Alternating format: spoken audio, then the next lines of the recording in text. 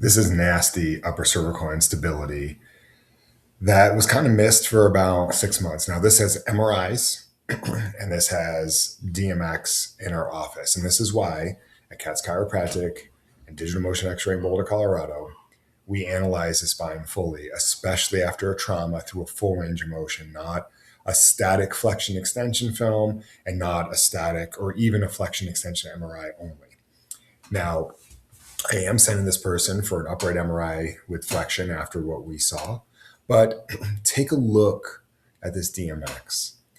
This lady's ADI space. Now, her curve is terrible. She didn't know about that, but we're not getting into that. I've done enough videos of that for right now. Look at her upper cervical instability. That ADI space, it almost looks like there's a fracture of the dens. She was T-boned. They did do an MRI, which I'm going to show you, with her providers. And some of the providers were saying, you don't need a DMX. You're fine. Don't worry about it.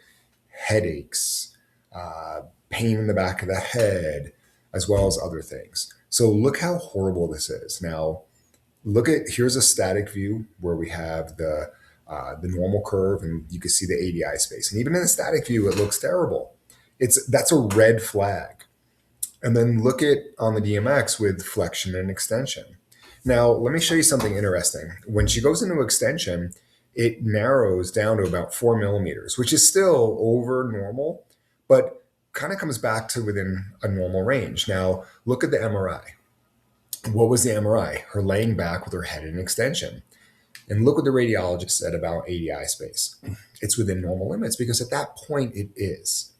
But when you start to get in a weight bearing position and then we move it through a full range, we're stressing the ligaments to see how it copes with gravity, with normal movement. So this is a really horrific example. I sent her to a neurosurgeon to be evaluated. I don't know if this is going to be surgical based on her findings or maybe even potential lack of spinal cord findings, but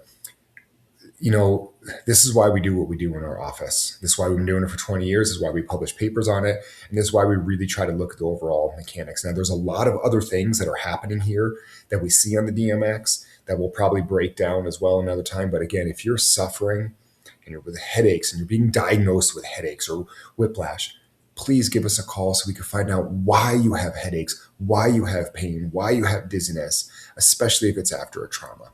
This is a wild one, and we feel really bad for her, but grateful we can help.